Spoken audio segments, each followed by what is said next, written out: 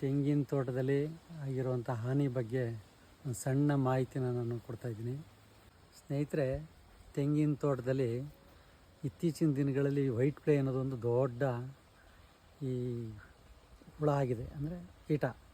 ಇದು ನಮ್ಮ ತೆಂಗಿನ ತೋಟಗಳಲ್ಲಿ ಯಾವ ಥರ ಹಾನಿ ಮಾಡ್ತಾಯಿದೆ ಅಂದರೆ, ತೆಂಗಿನ ಮರಗಳಂಗೆ ನೀವು ಅಬ್ಸರ್ವ್ ಮಾಡ್ಬೋದು, ಗರಿಗಳೆಲ್ಲ ವೈಟ್ ಫ್ಲೈ ತಿಂದು ತಿಂದು ಕಪ್ಪಾಗೋಗಿರ್ತವೆ. ತೆಂಗಿನ ಮರಗಳು ಜೋತು ಬಿಡ್ತವೆ. ನಾನು ತುಂಬ ಕಡೆ ಎಲ್ಲ ತೋಟಗಳಲ್ಲಿ ಅಬ್ಸರ್ವೇಷನ್ ಮಾಡಿದೆ.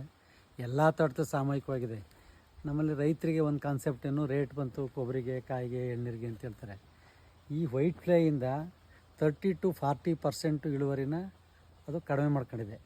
ಈ ಇನ್ನೂ ಮುಂದೆ ಇದು ಇದೇ ಥರ ಡೆವಲಪ್ ಆಯ್ತಾ ಹೋದರೆ ತೆಂಗಿನ ಗಿಡಗಳು ಒಂದು ಹಂತದಲ್ಲಿ ಮರಗಳಲ್ಲಿ ಕಾಯೇ ಕಡಿಮೆ ಆದಮೇಲೆ ರೇಟ್ ಎಷ್ಟು ಬಂದ್ರೂ ಅದು ರೈತರಿಗೇನು ವರ್ಕೌಟ್ ಆಗೋಲ್ಲ. ಈ ವೈಟ್ ಫ್ಲೈ ವಿಚಾರವಾಗಿ ಸರ್ಕಾರ ಮಟ್ಟದಲ್ಲಿ ಕೃಷಿ ಇಲಾಖೆಯವರು, ತೋಟಗಾರಿಕೆ ಇಲಾಖೆಯವರು ಇದಕ್ಕೆ ಯಾವುದೇ ಥರದ ಮಾಹಿತಿಗಳಾಗಲಿ ಇದನ್ನು ಯಾರಿಗೂ ರೈತರಿಗೆ ಕೊಡ್ತಾಯಿಲ್ಲ. ನಮ್ಮ ರೈತರಲ್ಲಿ ಏನಾಗಿದೆ ಅಂದರೆ, ರೇಟ್ ಬತ್ತು ಅನ್ನೋ ಒಂದು ಕಾನ್ಸೆಪ್ಟ್ ಇಟ್ಕೊಂಡು ನಾವು ಅಗ್ರಿಕಲ್ಚರಲ್ಲಿ ಸ್ಟ್ಯಾಂಡ್ ಆಗ್ತಾಯಿದ್ದೀವಿ ಅಂತ ತಿಳ್ಕೊಂಡಿದ್ದಾರೆ. ರೇಟ್ ಬಂದಿದೆ, ಅದು ಸತ್ಯ. ರೇಟ್ ಬರೋಕ್ಕೆ ಮೂಲ ಕಾರಣವೇ ಈ ವೈಟ್ ಫ್ಲೈ. ಇಡೀ ನಾನು ಹೆಚ್ಚು ಕಡಿಮೆ ನಮ್ಮ ತೆಂಗಿನ ತೋಟಗಳು ಎಲ್ಲೆಲ್ಲಿದೆಯೋ ಆ ಭಾಗದಲ್ಲೆಲ್ಲ ಹೋಗಿ ನೋಡಿದೆ. ಎಲ್ಲರ ತೋಟದಲ್ಲೂ ಇದೆ, ಇಲ್ಲದೇ ಇರೋ ತೋಟಗಳು ತುಂಬ ಕಡಿಮೆ. ಅಂದರೆ ಎಲ್ಲೋ 1-2 ಮರ ಇಲ್ಲದೇ ಇರೋದು ಇರ್ಬೋದು. ನಾನು ಒಂದು ಮರ ಇರೋ ಭಾಗದಲ್ಲಿ ಹೋಗಿ ನೋಡಿದೆ, ಅಲ್ಲೂ ಸಹ ಈ ವೈಟ್ ಫ್ಲೈ ಅನ್ನೋದು ತುಂಬ ಕಾಟ ಕೊಡ್ತಾಯಿದೆ. ದಯಮಾಡಿ ಈ ತೋಟಗಾರಿಕೆ ಇಲಾಖೆಯವರು ಈ ವೈಟ್ ಫ್ಲೈಗೆ ಏನಾದರೂ ವ್ಯವಸ್ಥಿತವಾದ ಕೀಟಗಳನ್ನ ಬಿಡೋದ್ರ ಮೂಲಕ ಇದನ್ನು ಈ ಏನಿದೆ ಈ ರೋಗ ಇದನ್ನು ತಡೆಗಟ್ಟಬೇಕು. ತಡೆಗಟ್ಟಲಿಲ್ಲ ಅಂದರೆ ಮುಂದೊಂದು ದಿನದಲ್ಲಿ ನಿಮ್ಮ ಕಾಯಿ 100 ರೂಪಾಯಿ ಬರ್ಬೋದು, ನಿಮ್ಮಲ್ಲಿ 30 ಕಾಯಿ ಬರ್ತದೆ. ಈ 100 ಕಾಯಿ ಬರುತ್ತೆ, 30 ಕಾಯಿ ಬಂದಾಗ ನಿಮಗೆ ದುಡ್ಡು ಅಷ್ಟೇ ಬಂತು, ನಿಮಗೆ ದುಡ್ಡೇನು ವರ್ಕೌಟ್ ಆಗಿಲ್ಲ. ಪಾಪ ಈ ತಿನ್ನೋವಂಥವ್ರಿಗೂ ಹೆಚ್ಚಿಂದು ಹೊರೆ ಆಗ್ತದೆ, ಬೆಳೆಯೋ ರೈತನಿಗೂ ಅದ್ರ ಮೇಲೆ ಹೊರೆ ಬೀಳ್ತದೆ. ಹಾಗಾಗಿ ರೈತರಿಗೆ ಅನುಕೂಲ ಆಗಲಿ ಅಂತೇಳಿ ಈ ತೋಟಗಾರಿಕೆಯಲ್ಲಿ ಇಲಾಖೆಯವರು ಈ ತೆಂಗಿನ ಬಗ್ಗೆ ತುಂಬ ರಿಸರ್ಚ್ಗಳು ಮಾಡಿ ನಮಗೇನಾದರೂ ಅದ್ರ ಬಗ್ಗೆ ಒಂದು ಒಳ್ಳೆ ಹುಳುಗಳು ಕೊಡೋದಾಗಲಿ, ಅಥವಾ ಅದಕ್ಕೆ ಜೈವಿಕ ಗೊಬ್ಬರಗಳು ಕೊಡೋದಾಗಲಿ, ಅಥವಾ ಅದನ್ನು ತಡೆಗಟ್ಟಕ್ಕೆ ಏನು ಮಾಡ್ಬೋದು ಅಂತ ಅವರು ಸೈಂಟಿಫಿಕ್ಕಾಗಿ ಒಂದು ವ್ಯವಸ್ಥೆ ಮಾಡಿಕೊಟ್ರೆ ತೆಂಗು ಬೆಳೆಗಾರರಿಗೆ ಇದರಿಂದ ಅನುಕೂಲ ಆಗ್ತದೆ. ದಯಮಾಡಿ ನಾನು ನಮ್ಮ ತುಂಬ ತೋಟಗಳಲ್ಲಿ ನೋಡಿದಾಗ ಇದರದ್ದು ಹಾವಳಿ ಹೆಚ್ಚಾಗ್ತಾ ಇದೆ. ಇದನ್ನು ನೋಡ್ಬೋದು ನೀವು. ಈ ಗರಿಗಳಲ್ಲಿ ಈ ವೈಟ್ ಫ್ಲೈ ಎಷ್ಟೊಂದು ಪಾಟ್ಲೆ ಕೊಡ್ತಾಯಿದೆ ಅಂದರೆ, ಈ ಹಂತದಲ್ಲಿ ಗರಿಗಳು ಶಕ್ತಿ ಕಳ್ಕೊಂಡು, ಅಂದರೆ ಮರದಲ್ಲಿ ಕಾಯಿ ಇರಲ್ಲ, ಎಲ್ಲ ಗೊನೆಯಿಂದ ಕೆಳಗಡೆ ಬರ್ತದೆ. ನೀವು ಎಳ್ನೀರು ಕುಯ್ಯೋ ಮರಗಳಲ್ಲಿ ಏನಾಗಿದೆ ಅಂದರೆ ನಿಮಗೆ ಅದ್ರ ಬಗ್ಗೆ ಅರ್ಥವಾಗಲ್ಲ. ಯಾಕೆ ಅಂತಂದರೆ ಅದು ಎಳ್ನೀರು ಮೇಲ್ಗಡೆ ಗೊನೆಗಳಿರ್ತದೆ, ಗರಿ ಮೇಲೆ ಇರ್ತದೆ, ಹಾಗಾಗಿ ಅದು ನಮಗೆ ಕಂಡುಬರಲ್ಲ. ಈ ಕಾಯಿ ಕೊಬ್ಬರಿ ಕೆಡಗೋ ತೋಟಗಳಲ್ಲಿ ಕಾಯಿ ಗೊನೆಗಳೆಲ್ಲ ಕೆಳಗೆ ಬರ್ತವೆ, ಗರಿಗಳು ಉದುರೋಯ್ತವೆ. ಹಾಗಾಗಿ ಈ ತೆಂಗಿನ ಬಗ್ಗೆ ನನಗೆ ಗೊತ್ತಿರೋ ಥರ ಈ ಥರ ಕಾಯಿಲೆಗಳು ಬಂದಿದ್ದು ಇದು ಮುಂಚೆ ಒಂದು ಸಾರಿ ಗರಿ ರೋಗ ಅಂತ ಬಂತು, ಅದಕ್ಕೆ ಹುಳುಗಳು ಕೊಟ್ಟರು, ಅದು ಕಡಿಮೆ ಆಯಿತು, ಹತೋಟಿಗೆ ಬಂತು. ಬಟ್ ಇದು ವೈಟ್ ಫ್ಲೈ ಬಗ್ಗೆ ಎಲ್ಲೂ ಅಂತ ಸಾಮೂಹಿಕವಾದ ಒಂದು ಸಿಂಪಡಣೆ ಆಗಲಿ ಅಥವಾ ಸಾಮೂಹಿಕವಾದ ರಕ್ಷಣೆ ಎಲ್ಲೂ ಮಾಡ್ತಾಯಿಲ್ಲ. ದಯಮಾಡಿ ನಾವು ತೋಟಗಾರಿಕೆ ಇಲಾಖೆಯವ್ರಿಗೂ ಸಂಬಂಧಪಟ್ಟ ಪ್ರಗತಿಪರ ಕೃಷಿಕರು ಯಾರಿದ್ದಾರೆ ಅದ್ರ ಬಗ್ಗೆ ಮಾತಾಡಿ ಆ ರೈತರ ಬಗ್ಗೆ ಸ್ವಲ್ಪ ಹೆಚ್ಚಿನ ಮಾಹಿತಿ ಕೊಡಬೇಕಾಗಿ ತಮ್ಮಲ್ಲಿ ವಿನಂತಿ. ವೈಟ್ ಫ್ಲೈ ಎಫೆಕ್ಟ್ ಏನಾಗಿದೆ ಅನ್ನೋದಕ್ಕೆ ಒಂದು ಸಣ್ಣದೊಂದು ಗಿಡ ತೋರಿಸಿ ನೋಡಿ.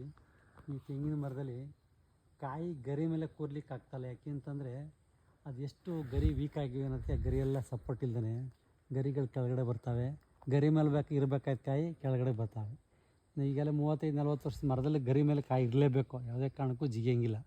ಹಾಗಾಗಿ ಈ ಥರ ವೈಟ್ ಫ್ಲೈ ತುಂಬ ಇದು ಕೊಡ್ತಾಯಿದೆ, ತೊಂದರೆ ಕೊಡ್ತಾಯಿದೆ ನೋಡಿ. ಅದರಲ್ಲಿ ಸ್ವಲ್ಪ ವೈಟ್ ಫ್ಲೈ ಕಡಿಮೆ ಇರೋದ್ರಿಂದ ಆ ತೆಂಗಿನ ಮರದ ಗರಿ ಮೇಲೆ ಗೊನೆಗಳು ನೀಟಾಗಿ ಕೂತಿವೆ. ಅದಕ್ಕೆ ಸ್ವಲ್ಪ ಇದಕ್ಕಿಂತ ಎಫೆಕ್ಟಿವ್ ಕಡಿಮೆ ಇದೆ. ಇನ್ನು ಕೆಲವು ಮರದಲ್ಲಿ ತುಂಬ ಎಫೆಕ್ಟಿವ್ ಜಾಸ್ತಿ ಆಗಿ ಆ ವೈಟ್ ಫ್ಲೈಯಿಂದ ತೆಂಗು ಎಷ್ಟು ಹೀನಾಯ ಸ್ಥಿತಿಗೆ ತಲುಪ್ತಾ ಇದೆ ಅಂದರೆ, ನನ್ನ ಲೆಕ್ಕ ಇನ್ನು 3 to 4 years ಇದೇ ಥರ ಮೂಮೆಂಟ್ ಆದರೆ ತೆಂಗಿನ ಮರದಲ್ಲಿ ಗರಿಗಳಿರೋ ಸಾಧ್ಯತೆಗಳು ಕಡಿಮೆ ಆಗಿ, ಒತ್ತಡ ಕಡಿಮೆ ಆಗಿ, ಮರಗಳು ವೀಕಾಗಿ ತಮ್ಮ ಕಾಯಿ ಇಳುವರಿ ಅದು ತುಂಬ ಕಡಿಮೆ ಆಗ್ತದೆ ಅಂತ ಹೇಳ್ಬೋದು. ಯಾಕೆಂದರೆ ಇದು ಸಾಮೂಹಿಕವಾಗಿ ಎಲ್ಲ ಗಿಡದಲ್ಲೂ ಇದೆ. ಬಟ್ ಯಾವುದೋ ಒಂದು ಮರ ರೆಸಿಸ್ಟೆನ್ಸಿವ್ ಇರೋದ್ರಲ್ಲಿ ಸ್ವಲ್ಪ ಅದರ ಒತ್ತಡ ಕಡಿಮೆ ಇದೆ. ರೆಸಿಸ್ಟೆನ್ಸಿವ್ ಕಡಿಮೆ ಇರೋ ಮರದಲ್ಲಿ ನೋಡಿ ಮಗ, ಆ ಮರ ತೋರಿಸ್ಬೋದು. ಆ ಮರಗಳು ನೋಡಿ, ಗರಿಗಳು ಹಿಂಗಿರ್ಬೇಕಾದ ಗರಿಗಳು ಕೆಳಗಡೆಗೆ ಬಂದಿವೆ. ಹಾಗಾಗಿ ತೆಂಗಿನ ಇಳುವರಿ ತುಂಬ ಕುಂಠಿತ ಆಗ್ತಾಯಿದೆ.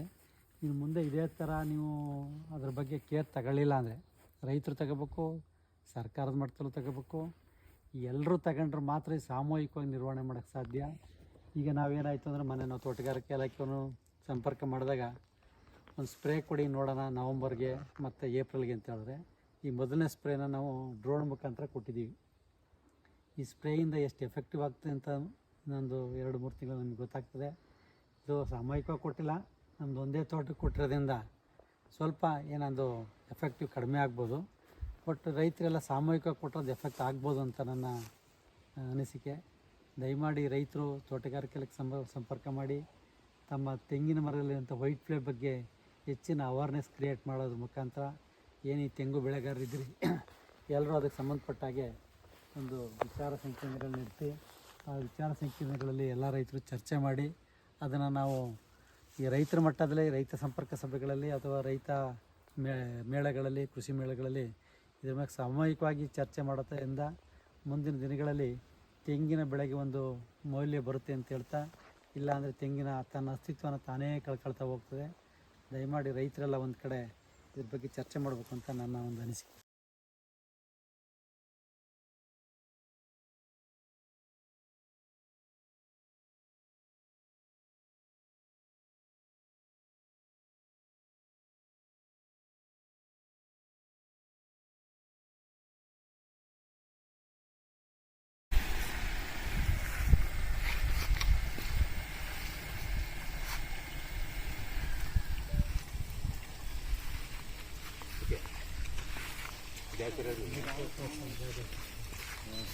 ಅದಕ್ಕೆ ನಾನು ಇಲ್ಲಿ ಸಿಗಲ್ಲ.